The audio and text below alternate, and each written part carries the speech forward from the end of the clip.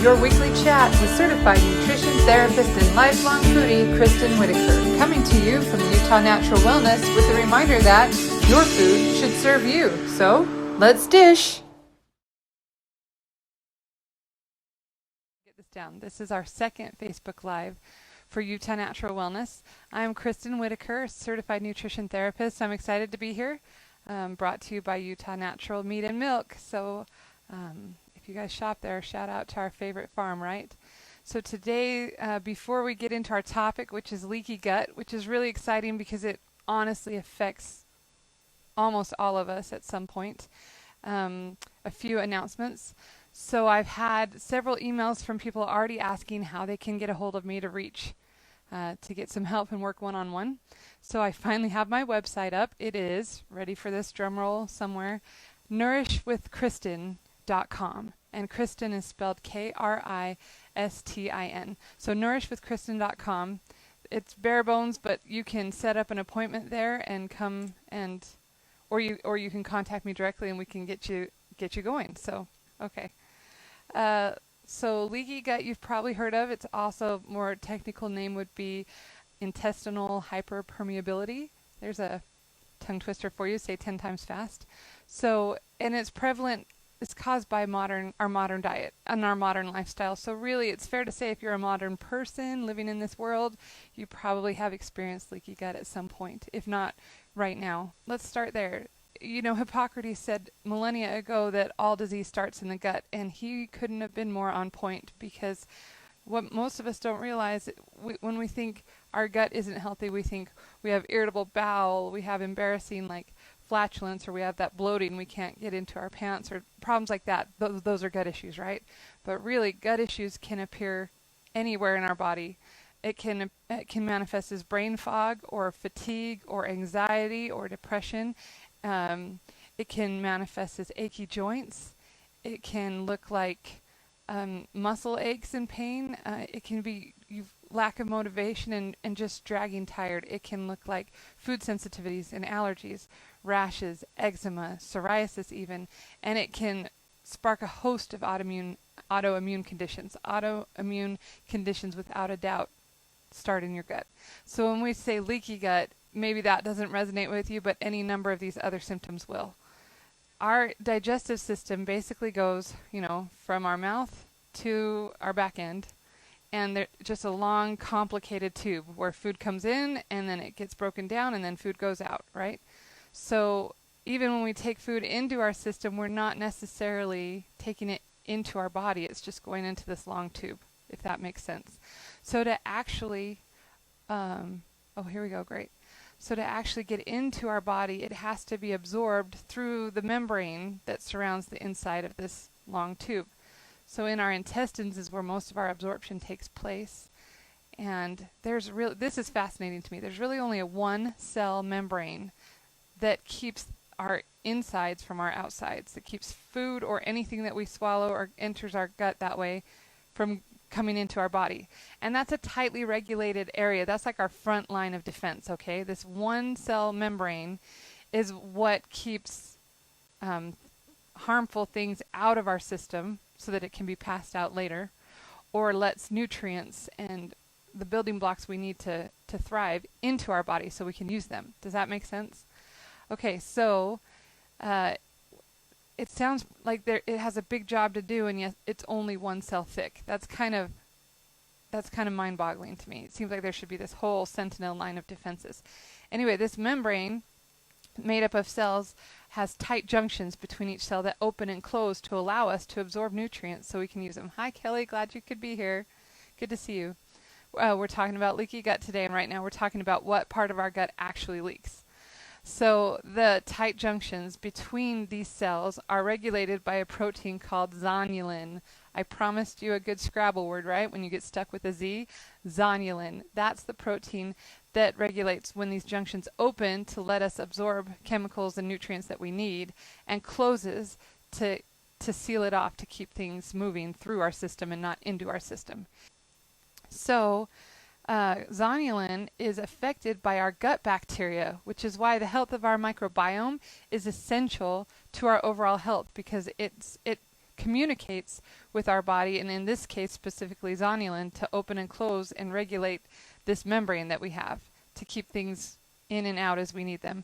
But another surprising effect that's well studied now is that gluten and gluten mimicking substances also affect zonulin. So in today our diets are just saturated with gluten. It's everywhere. Obviously it's in our bread, but you'll find it in sauces and desserts and flavorings and seasonings. It's all over the place. It's more than we've eaten at any time in history. But where gluten can also dysregulate zonulin, it can cause these leaky it can cause us to over signal and to loosen these joints. Okay, I hope I'm not getting confusing here. So we have these tight junctions that keep food and things moving through our system and allow us to absorb what's broken down and that we need to use into our bloodstream. All right? And if we have gut dysbiosis, meaning our gut balance is off, that can affect how loose these joints are. And if we have too much gluten or a sensitivity to gluten, that can affect it. And it's also affected by so many other things.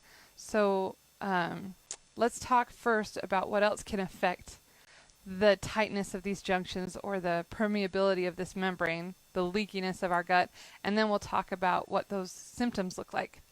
So the biggest effect, I mean, it makes sense when we're talking about our guts, right, is that our food is going to influence the permeability of our gut, the health of that membrane and the strength of that membrane that's protecting us. So our food supply today is so much different than it was 50, 100 years ago, right? Think of what you're eating on a daily basis, and would your grandmother or maybe your great-grandmother even recognize that as food? I could just imagine them looking like, what is this? I unwrap this, and then I put this, wait, what do I do with this? Some of the food we eat does not look like food, but we mentioned gluten definitely affects it. So do all the pesticides in our food, the chemicals in our food, and sugar. There is so much more sugar in everything we eat than there used to be. And you'll find that hiding, if you look in your labels, it's hiding in so many forms with so many names in so many foods. So I think we can all agree that our food is lacking, and that's causing our gut to leak. So environmental toxins is another big one. Let's talk about that for a minute. We live in a really toxic environment. I hear a lot of people say, well, we don't need to detox. Our bodies were built to detox. And it's true. We have these really high functioning, elaborate detox systems. We'll talk about that another time.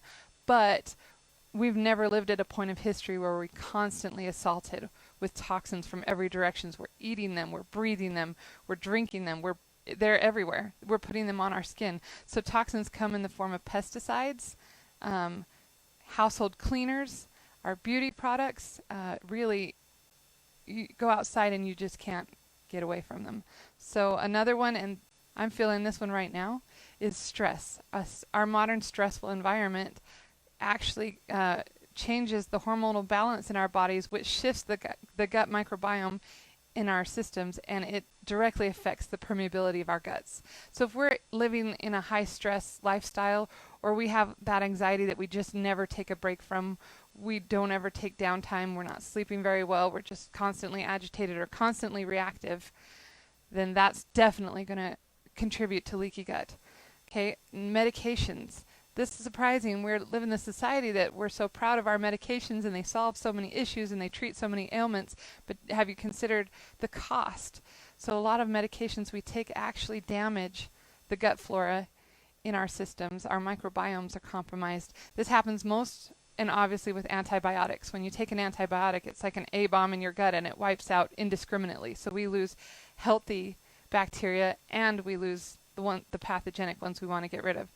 And then it upsets the balance and changes the landscape of our guts entirely. And we can't totally get away from antibiotics. I know I need them once in a while, but we need to be aware of overuse or using them when we don't need them, or using them almost like a placebo. Oh, I don't feel good, I need an antibiotic.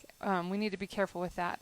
And you might not know that most of the antibiotic exposure we get can come from our food. So of all the antibiotics that hi Trevor, good to see you. All the antibiotics that we create, 80% of them in the United States go to our feedlots. They go to our cattle and our pigs and our chickens. They go to our meat. Is that surprising that we need it? And is it because they're sick? Well, one, they're raised in environments that fosters illness, so they're more likely to get sick. But the biggest reason they're given that is because the antibiotics will make them fat. It will fatten them up quicker. So animals are given antibiotics they don't necessarily need to fatten them up. Incidentally, they also fatten us up. So that's why, and I'm seeing people on this list I know I've seen in the store. We shop at Utah Natural Meat that's antibiotic free, right? So when we're looking to heal leaky gut and clean up our diet, it's essential that we invest in meat that is free of antibiotics, because that is going to change our gut microbiome. Also, prescription drugs can change it. That's a side effect. And that doesn't mean you have to go off all of them, but we do want to see what we can heal and change and wean you off of. And then this might be surprising, but one of the biggest offenders is ibuprofen, is over-the-counter pain medications. So how many of you take ibuprofen, or you find yourself popping pain pills for that headache every now and then? I didn't realize until we fixed my husband's gut and he stopped taking ibuprofen every day that he was doing that. He thought a headache every day was normal, and he just lived on ibuprofen. And when I think what that was doing for his gut for so long, it's no wonder we're dealing with issues now. And so we need to look at what we're taking in. Okay, and then cleanliness. This is another one that people don't think about with leaky gut, but we over clean everything. We sanitize everything.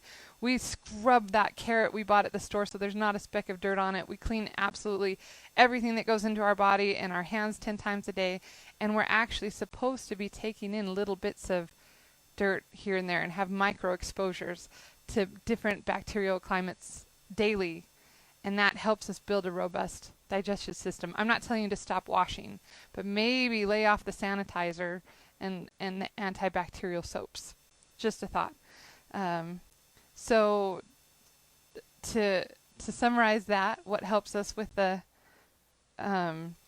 what's contributing to leaky gut in our modern society is our food supply, environmental toxins, our stress levels, medications that we take, and our cleanliness. So those are all things that we'll consider when we're healing leaky gut.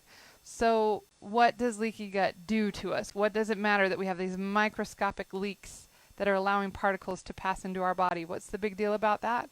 Well, when, like I said, our guts are meant to be tightly controlled so that only things that are authorized get in.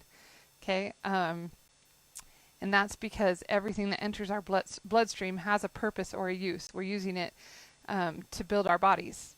Right? This is why our food choices are so important. If things are getting in that are not authorized or not supposed to be in there, then our body sees that as a threat or an attack, and it sparks an immune response. It puts our immune response on alert.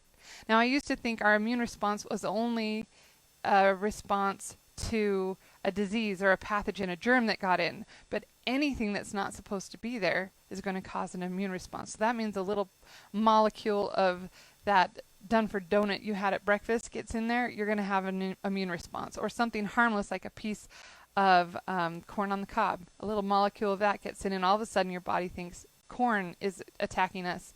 We need to mount a response. And that's why we have this huge flood of food allergies and intolerances right now. Have you guys wondered, why is everybody allergic to everything? Or where did this come from? No one in our family has this, and suddenly my daughter can't eat this, or this without blowing up. And it comes back to leaky gut. We have all these micro exposures to particles that are seeping in through that membrane that we weren't meant to experience in that way.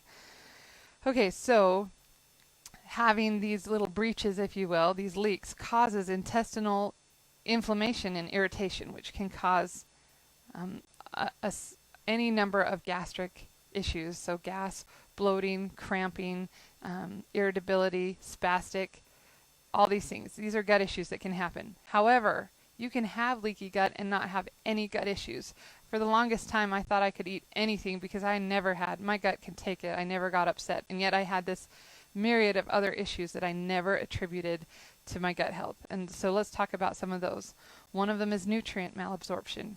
If the integrity of our membrane is compromised, then we're not getting the nutrients we need, or they're passing through undigested because we're absorbing them prematurely and they haven't been broken down yet. So when we don't have the nutrients we need, then there's any number of things that can go wrong, right? Because we're missing vital minerals and nutrients, vitamins, amino acids, enzymes, all these things that we need. We're missing them, and that will show up as sickness and illness and pain and problems all over the place. So nutrient malabsorption is one. You're eating a healthy diet, but you're still not feeling good. It's because we need to heal and seal that gut lining first. Another one is a compromised immune system. So do you get colds all the time, or you see somebody sneezing, you run because you know you're going to catch that, or you can't quite figure out why you can't shake? You have like chronic bronchitis you just can't get rid of. That's a compromised immune system. If you feel like you're catching everything more often than you should, your immune system is directly related to your guts. 80% of your immune system comes from the microbes in your gut. It's crazy how intertwined they are. But if you have leaky gut, then you definitely have a compromised immune system, and then everything suffers. Okay, so we mentioned GI issues, and we briefly talked about food intolerances. So the difference between an allergy will show up on a test, and an intolerance might not. So for example, years ago we took my daughter to a gut specialist, and she had a panel of tests for celiac and all these different allergies, and nothing came up. He's like, she's not allergic to anything, she's fine. But I knew certain foods were making her so sick she would double up in cramp and pain. So I tested her for intolerances. Different game. You can do that over the counter or order these things yourselves. And she had pages of things that she was reacting to. So, and when I say reacting to, that can come in any number of ways. If any of you guys have food intolerances and you know what I'm talking about, put it in. I'd love to see. Food intolerances can show up as you eat something, and then you immediately, like I said, she'd cramp up and she'd be so sick and she'd be moaning. Or it can show up in any other number of ways. So a food sensitivity will cause inflammation in your system. All this comes back to inflammation. These particles that get through a leaky gut cause inflammation. That's the immune response, right?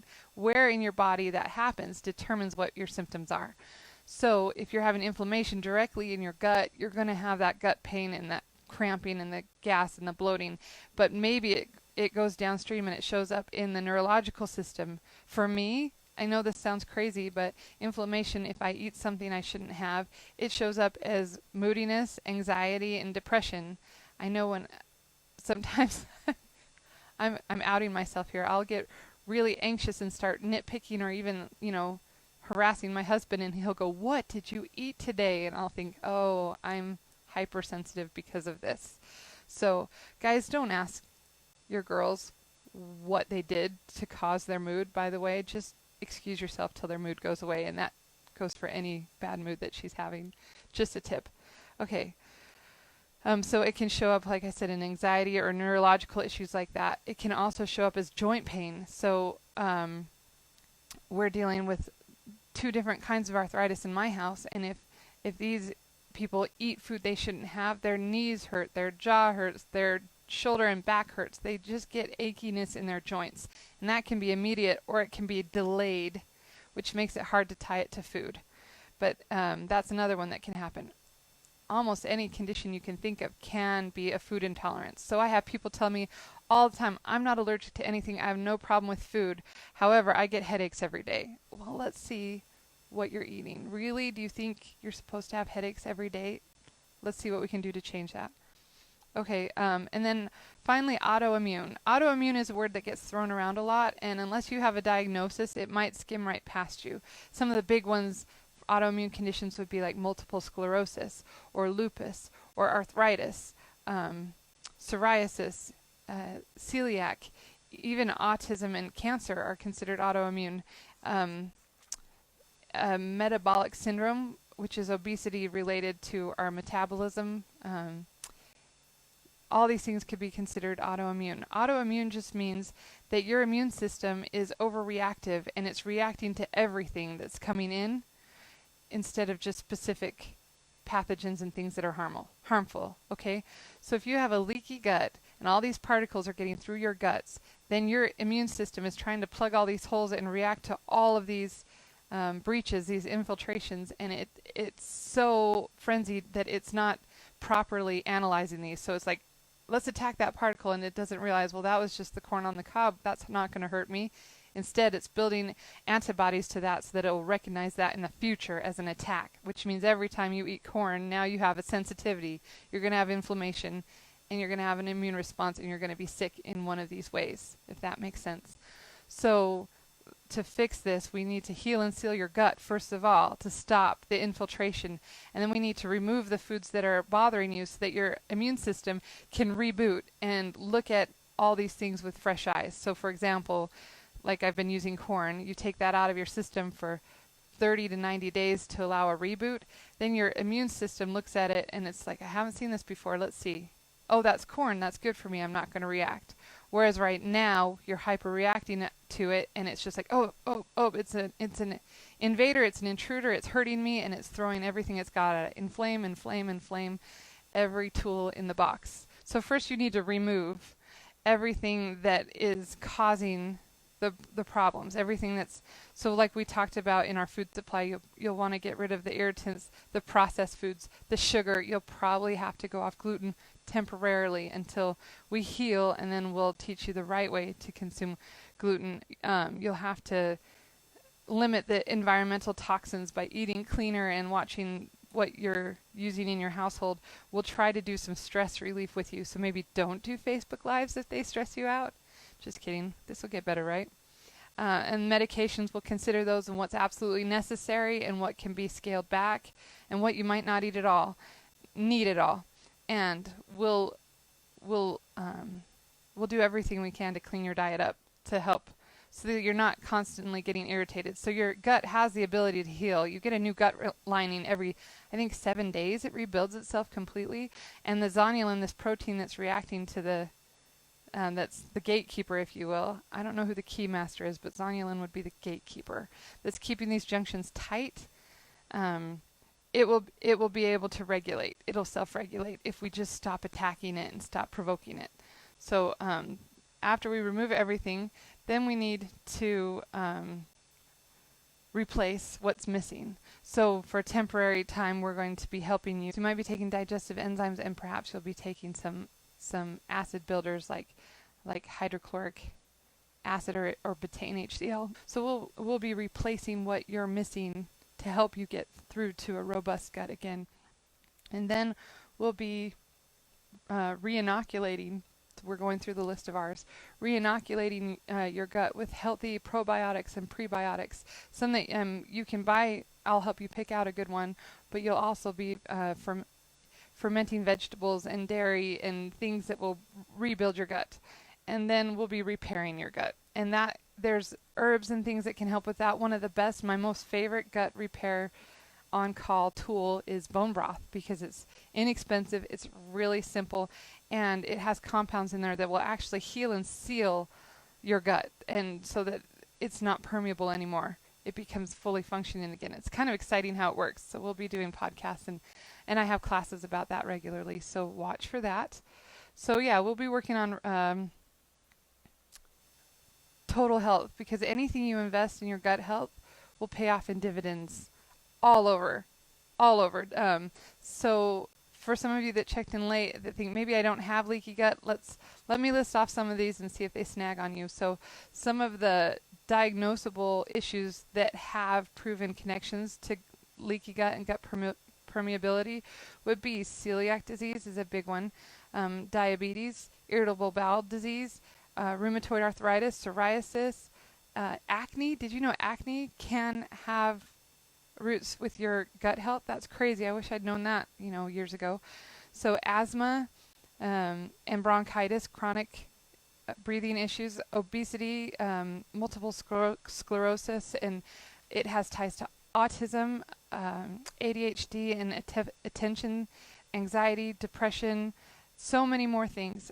Symptom-wise, it's tied to brain fog, it's tied to fatigue and sleepiness, it's tied to mood, anxiety, depression, it's tied to joint pain, and muscle pain, and then obviously your gut issues too. It can just show up in so many ways that if you have anything bothering you, in fact, I would say any of my clients that are working with me most of them will have a gut healing protocol as part of their treatment, because just the way we live today, our gut is under constant assault, and we need help catching up and building it. So, but if you if any of this resonated and you think, you know what, I do need some help with my guts, you're welcome to call me. I do, 15-minute free consultations, which you can meet at the store during store hours. Utah Natural Meat is open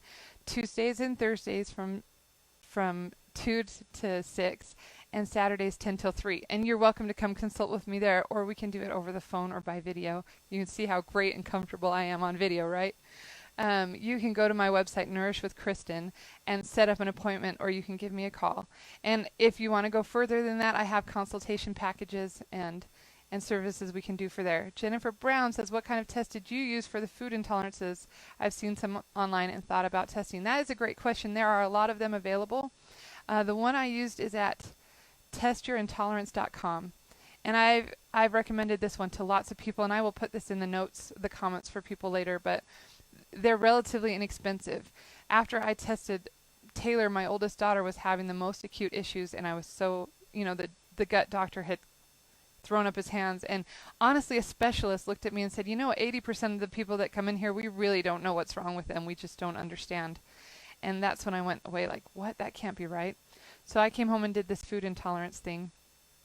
So and so many things popped up, I ended up getting the family bundle and testing all of us. So again, it's testyourintolerance.com. Since I've used them, this is a hair test. They do a hair test, and you just pull out 2 or 3 hairs and put it in an envelope and send it off, and they'll email you your results within 2 weeks.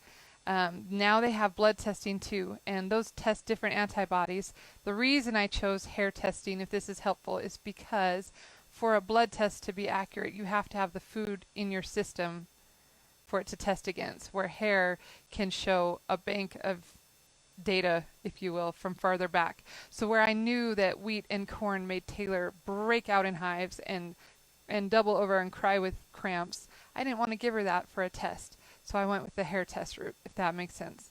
So we've had success, and the exciting thing about that is you can retest in 6 months and see that you've been able to heal some of those intolerances. So just because you can't eat gluten right now, or you can't eat corn right now, or anything else that you're intolerant to, doesn't mean you never can again. You can heal these things, and you'll be able to eat new things later.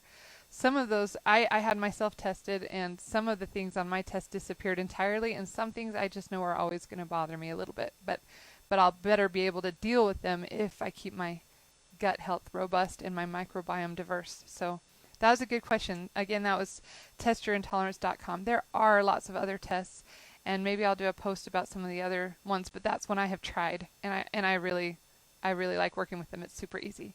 Thanks for coming, guys. I'll be at the store today at 2 o'clock, and really, I love talking to all the customers that come in.